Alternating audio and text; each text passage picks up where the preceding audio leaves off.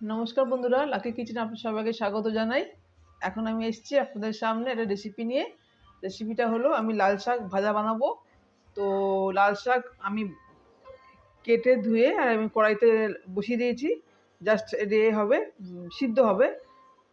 তো সিদ্ধ হয়ে যাওয়ার পর আমি এটাকে ফোড়ন দেবো। লাল শাকটা আমি বানাবো। তো আপনারা দেখুন, আমি লাল শাক কেটে কড়াইতে বসিয়ে দিয়েছি। তো এখন আমি একটু জলটা শুকিয়ে যাবে, তারপর আমি লাল শাকটা বানাবো। তো আপনারা থাকুন আমার সাথে, দেখবেন কীভাবে বানাই। বন্ধুরা, শাকের জল শুকিয়ে গেছে, শাকও সিদ্ধ হয়ে গেছে। এবার শাকটা আমি নামিয়ে নেবো। শাকটা আমি নামিয়ে নিচ্ছি। বন্ধুরা, কড়াইতে আমি তেল দিয়েছি, সরষের তেলে বানাবো লাল শাক। তো এবার দেবো শুকনো লঙ্কা ফোড়ন, দিয়ে দেবো রসুনের কাটা রসুন, কুচি করা রসুন।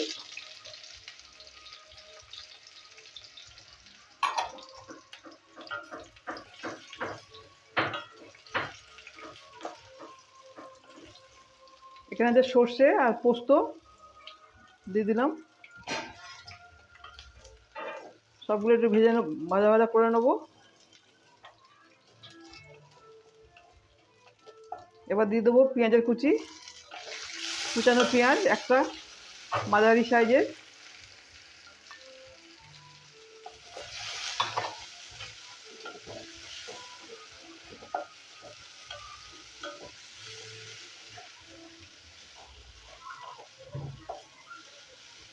এবার শাকগুলো দিয়ে দিচ্ছি।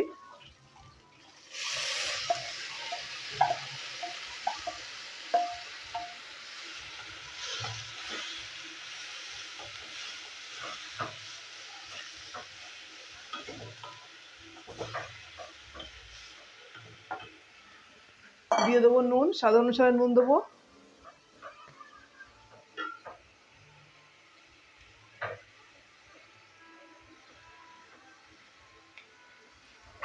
এবার হালকা আছে আমি একটু ভেজে নেবো শাকগুলো, একটু ভাজা হোক। বন্ধুরা, আবার দিয়ে দেবো কাঁচা লঙ্কা।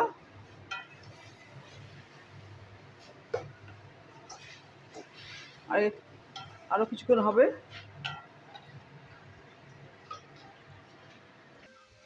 দেখুন বন্ধুরা, হয়ে গেছে লাল শাকের ভাজি সর্ষে পোস্ত দিয়ে।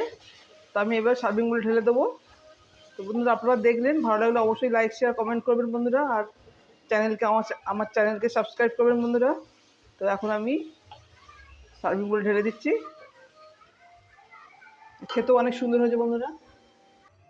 বন্ধুরা, হয়ে গেছে লাল শাক ভাজা সর্ষে পোস্ত দিয়ে। তো আপনারা দেখলেন, আর আপনারা এইভাবে বানিয়ে খেয়ে দেখবেন বন্ধুরা, ভালো লাগবে খেতে। তো এখনকার মতন আমি আমার রেসিপি স্টপ করলাম। নমস্কার, টাটা।